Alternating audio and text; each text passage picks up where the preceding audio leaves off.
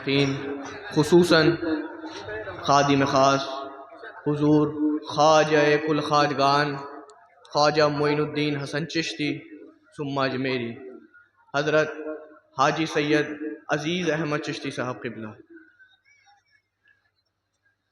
اور تمام علماء اکرام اور میرے سامنے بیٹھے تمام حاضرین، السلام علیکم ورحمۃ اللہ وبرکاتہ۔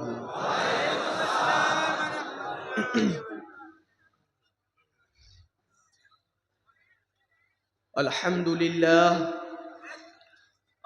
للہ المعین المقتدر القدیر، والصلاة والسلام على سید البشیر النذیر وعلى آلہ وصحبہ ووارث حالہ الامین المکین محی الدین ونائبہ سلطان الہند معین الملت والدین، اما بعد فاعوذ باللہ من الشیطان الرجیم، بسم اللہ الرحمن الرحیم۔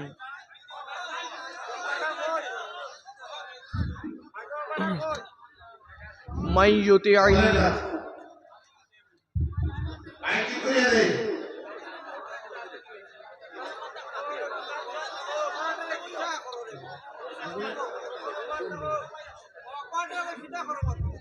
اعوذ باللہ من الشیطان الرجیم۔ نہیں انشاءاللہ تعالیٰ آواز آئے گی، بس تھوڑا سا توجہ اور صبر کا متمنی ہوں۔ بسم اللہ الرحمن الرحیم، اعوذ باللہ من الشیطان الرجیم، بسم اللہ الرحمن الرحیم۔ من یطع اللہ والرسول فأولئک مع الذین انعم اللہ علیہم من النبیین والصدیقین والشہداء والصالحین وحسن اولئک رفیقا۔ صدق اللہ مولانا العظیم، وصدق رسوله النبی الامین المتین الکریم، ونحن على ذلك لمن الذاکرین والشاکرین، والحمد للہ رب العالمین۔ وقال اللہ تعالی فی شان حبیبہ الکریم، ان اللہ وملائکتہ یصلون علی النبی یا ایہا الذین آمنوا صلوا علیہ وسلموا تسلیما۔ اللہم صل علی سیدنا ونبینا وشفیعنا وحبیبنا وبارک وسلم۔ چلے جب حضور سوئے فلک بلغ العلا بکمالہ، کوئی دیکھے رخ کی چمک دھمک کشف الدجا بجمالہ، وہ ہے بے مثال دریچ شک حسنت جمیع خصالہ، انہیں دیکھ لے تو پڑھے ملک صلو علیہ وآلہ۔ اللہم صل علی سیدنا ونبینا وشفیعنا وحبیبنا وبارک وسلم۔ حضرات گرامی، تاخیر کے لیے معذرت خواہ ہوں۔ دراصل آج ہی طویل سفر کے بعد محفل میں پہنچنے کی سعادت حاصل ہوئی ہے، اور ایک دو دن سے طبیعت بھی کافی علیل تھی، لیکن آپ بار بار مشاہدہ کرتے ہوں گے کہ ایک چنبک دوسری چنبک کو کس طریقے سے اپنے پاس کھینچتی ہے۔ جب ایک چنبک کے سامنے دوسری چنبک میگنیٹ رکھی جاتی ہے تو وہ تیزی سے اس کو کھینچتی ہے۔ یہی حال اللہ تعالیٰ و اللہ والوں کے دلوں کا ہے۔ جب دو اللہ والے ایک دوسرے سے مخاطب ہوتے ہیں یا ایک دوسرے کو مدعو کرتے ہیں تو چاہے طبیعتیں کتنی ناساز ہوں، چاہے سفر کتنے ہی طویل ہوں، لیکن وہ کشش، وہ کھچاؤ اللہ والوں کے دلوں کو ہمیں کھینچ کے ان کے پاس لے ہی آتی ہے۔ یہی معاملہ یہاں ہوا۔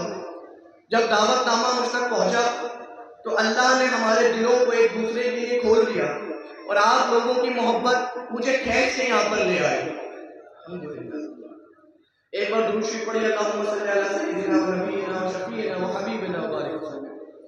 حضرات، آج میری تقریر کا موضوع تصوف اور طریقت کی حقیقت ہے کہ تصوف اور طریقت کی اصل کیا ہے، کیونکہ آج کے اس پرفتن دور کے اندر لوگوں نے طریقت والوں کو، صوفیوں سے محبت رکھنے والوں کو، آپ جیسے اور تمام لوگوں کو یہ بدنام کر رکھا ہے کہ جو طریقت سے تعلق رکھتے ہیں وہ شریعت کو پر عمل کرنے کو ہلکا گردانتے ہیں۔ شریعت یعنی قرآن و حدیث، اللہ اور اس کے رسول کے احکامات۔ یہ الزام ہم پہ لگایا جاتا ہے کہ ہم طریقت والے یا طریقت والوں سے محبت کرنے والے، اللہ والوں سے محبت کرنے والے، اللہ اور اس کے رسول کے احکام پر عمل کرنے کو ہلکا سمجھتے ہیں۔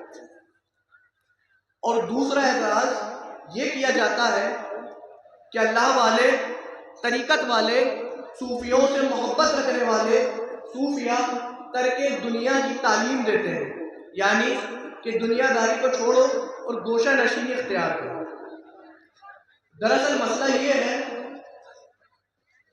کہ کچھ لوگ ایسے جھوٹے لوگوں کو جنہوں نے مشائخ کرام اور علماء اعظام کی طرح لباس پہن رکھا ہے، بڑے بڑے جبے، ٹوپیاں، دستاریں، یہ دکھانے کے لیے یہ کوئی بہت بڑے اللہ والے ہیں، اور جو ان کے ذہن میں آتا ہے گمراہ کن اور عجیب و غریب و قسم کی بات کر کے گزر جاتے ہیں۔ چونکہ ان کا لباس اہل سنت کے علماء اور پیروں کا ہوتا ہے تو دوسرے لوگ یہ سوچنے لگتے ہیں کہ حقیقت میں اہل سنت و جماعت کے علماء کا یہی مشرب اور یہی مذہب۔ ایک بات میں آپ کو بتاتا ہوں کہ ڈاکٹر اپنا لباس پہن کر کسی بیمار کا علاج کرتا ہے۔ اب اگر کوئی شخص جو اصل میں ڈاکٹر نہیں ہے لیکن ڈاکٹر کا لباس پہن کر کسی کا غلط علاج کر دے تو آپ اس جھوٹے انسان کو غلط کہیں گے یا میڈیکل سائنس کو ہی غلط کہہ دیں گے؟ ہم اس جھوٹے انسان کو غلط کہیں گے، ڈاکٹری اور میڈیکل سائنس کو غلط نہیں کہیں گے۔ اسی لیے جب کوئی ہمارے پیروں کا لباس پہن کر، ان جیسی ٹوپیاں لگا کر، ان جیسا انگوچھا ڈال کر، ان جیسا لباس پہن کر کوئی گمراہ کن اور فضول باتیں کرتا ہے تو اس کا ذمہ دار وہ خود ہے۔ اہل سنت و جماعت کے علماء، مشائخ اور پیروں کا اس سے کوئی تعلق نہیں ہے۔ حضرات، لیکن ہم لوگوں کے اوپر یہ بات لازم ہے کہ ہم ان کے اعتراضات کا جواب دیں، ان کی شبہ کا جواب دیں، لیکن اس سے پہلے یہ جاننا بہت ضروری ہے کہ صوفی کون ہوتا ہے اور تصوف اور طریقت کیا ہے۔ سبحان اللہ۔ حضرات، داتا گنج بخش شیخ علی حجویری رحمۃ اللہ علیہ فرماتے ہیں کہ صوفی وہ شخص ہے جو خود کو فنا کر کے اللہ کی ذات میں بقا حاصل کرتا ہے۔ گویا وہ اپنی نفسانی خواہشات کو فنا کر دیتا ہے اور اللہ کی اطاعت کے اندر بقا حاصل کرتا ہے۔ اور تصوف کیا ہے؟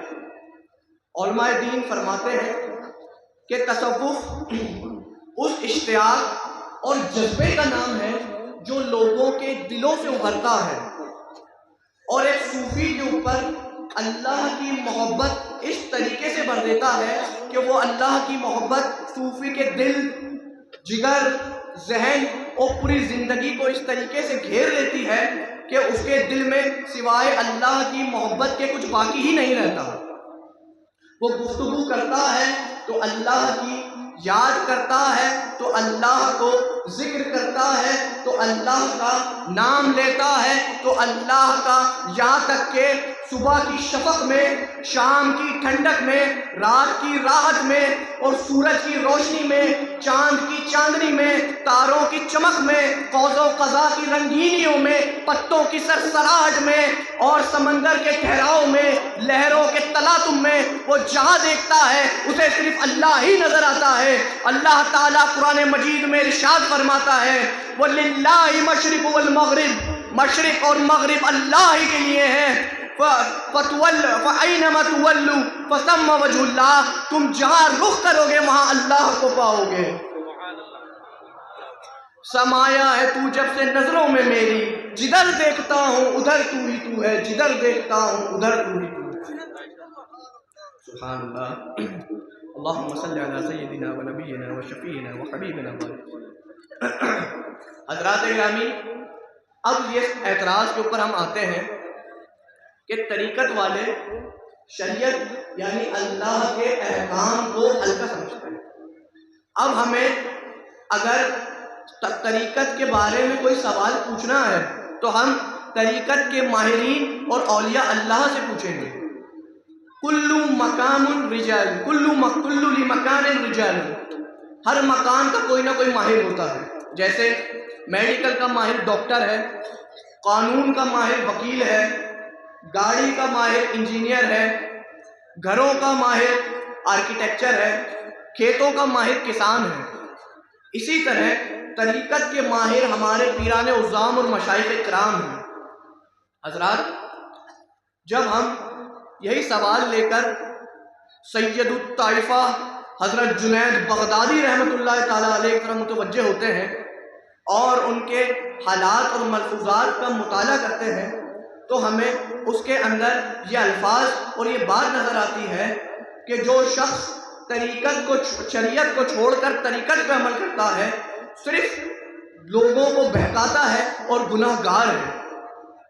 جب ہم ہندوستان کی طرف توجہ کرتے ہیں تو اپنے وقت کے جنید بغدادی، تمام اولیاء اللہ کے سردار، سلطان الہند، خواجہ کل خواجگان، خواجہ معین الدین حسن چشتی اجمیری ارشاد فرماتے ہیں کہ طریقت پر عمل کرنے والے کے لیے شریعت کا ہونا شرط ہے، اگر شریعت ہی نہیں پائی جائے گی تو طریقت بھی نہیں پائی جائے گی۔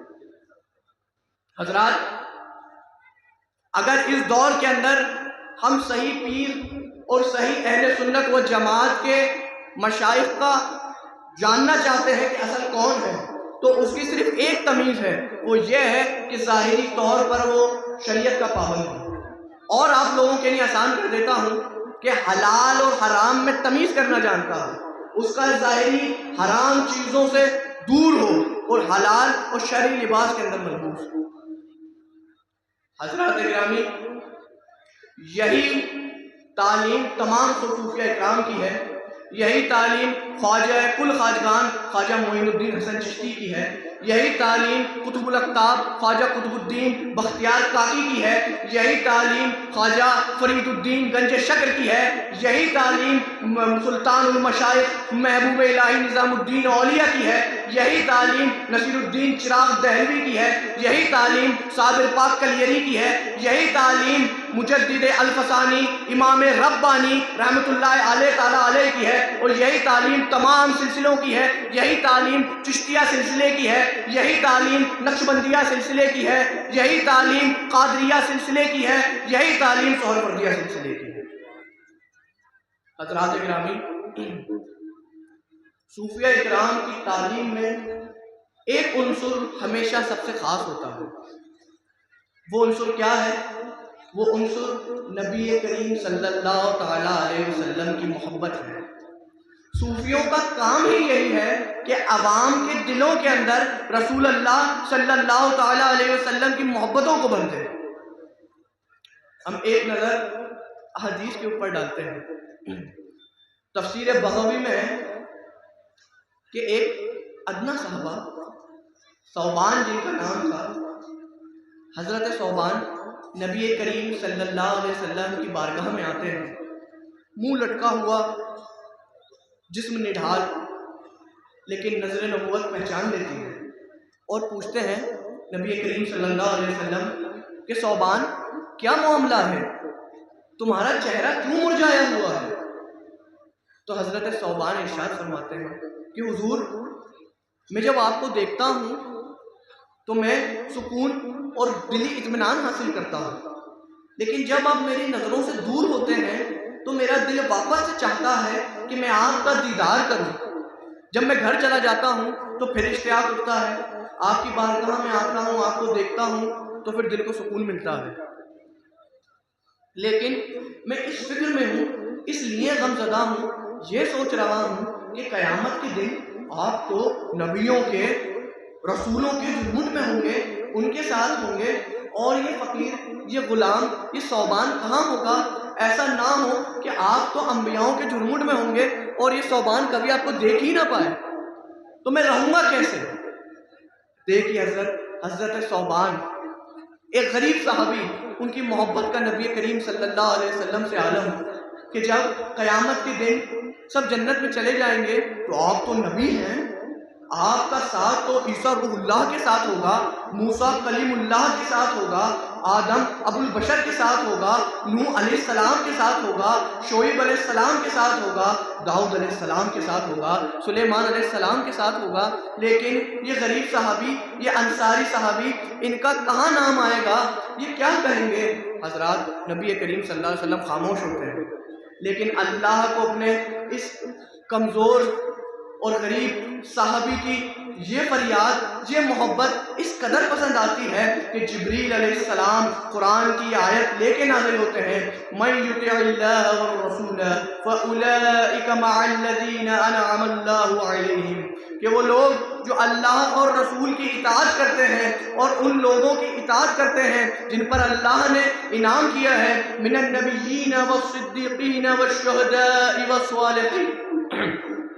والصالحین، تو جو لوگ ان کی اطاعت، جن پر اللہ نے انعام کیا ہے، اللہ اور رسول کی اطاعت کرتے ہیں، تو ان کا حشر بھی جو ہے اللہ کے رسول کے ساتھ، وہ تا قیامت کے دن بھی اللہ کے رسول کے ساتھ ہوں گے۔ حضرات، ایک اور حدیث ہے، ایک صحابی نبی کریم صلی اللہ علیہ وسلم کی بارگاہ میں آتے ہیں اور عرض کرتے ہیں، یا رسول اللہ متی الساعہ، یعنی کہ پیارے رسول اللہ، اللہ کے نبی صلی اللہ علیہ وسلم، قیامت کب آئے گی؟ قیامت کب آئے گی؟ اب دیکھیں نبی کریم صلی اللہ علیہ وسلم ان سے کیا سوال کرتے ہیں کہ قیامت تو جب آئے گی تب آئے گی، یہ بتاؤ کہ تم نے قیامت کے لیے تیاری کیا کی ہے؟ آخر تم نے کیا تیاری کی ہے؟ کتنی نمازیں پڑھی ہیں، کتنے روزے رکھے ہیں، کتنی اللہ کی عبادتیں کی ہیں؟ تو وہ صحابی یہ کہتے ہیں کہ یا رسول اللہ صلی اللہ علیہ وسلم، نہ میں نے کثرت سے نمازیں پڑھی ہیں، نہ روزے رکھے ہیں، نہ میں نے کوئی خاص بڑی بڑی عبادتیں کی ہیں، ہاں لیکن ایک عمل ہے جو میں کرتا ہوں، میں اللہ اور اس کے رسول سے محبت کرتا ہوں۔ تو جب یہ جواب نبی کریم صلی اللہ علیہ وسلم نے سنا تو ارشاد فرمایا، المرء مع من احبو، کہ قیامت کے دن جو چاہے اس کے اعمال جو بھی ہو، اس نے جو بھی کیا ہو، اگر قیامت کے دن وہ شخص جس سے محبت کرے گا، اس کا حشر اسی کے ساتھ ہوگا۔ اگر ہم نبی کریم صلی اللہ علیہ وسلم سے محبت کرتے ہیں تو انشاءاللہ ہمارا حشر بھی انہی کے ساتھ ہوگا۔ اگر ہم تمام صحابہ اکرام سے محبت کرتے ہیں تو المرء مع من احب، تو ہمارا حشر بھی ان کے ساتھ ہوگا۔ اگر ہم علماء مجتہدین، ائمہ اربعہ سے محبت کرتے ہیں تو المرء مع من احب، تو ہمارا حشر بھی ائمہ مجتہدین کے ساتھ ہوگا۔ اگر ہم تمام خواجگان چشت، نقشبند، قادریت اور سہروردیہ کے مشائخ و پیروں سے محبت کرتے ہیں تو انشاءاللہ ہمارا حشر بھی انہی کے ساتھ ہوگا۔ اگر ہم خواجہ خواجگان خواجہ معین الدین حسن چشتی سے محبت کرتے ہیں تو المرء مع من احب، کہ ہمارا مرد کا حشر بھی انہی کے ساتھ ہوگا۔ اللہ تعالیٰ کی دعا ہے کہ ہم لوگوں کو امانت والا کرنے کی توفیق عطا فرمائے اور ہمارے دلوں کو رسول اللہ، صحابہ اکرام، اہل بیت کرام، تمام اولیاء، صوفیاء، اتقیاء کی محبت عطا فرمائے اور اس قدر محبت عطا فرمائے کہ ہمارا حشر بھی انہی کے ساتھ ہو۔ آمین یا رب العالمین۔ وآخر دعوانا الحمدللہ رب العالمین۔ السلام علیکم ورحمۃ اللہ وبرکاتہ۔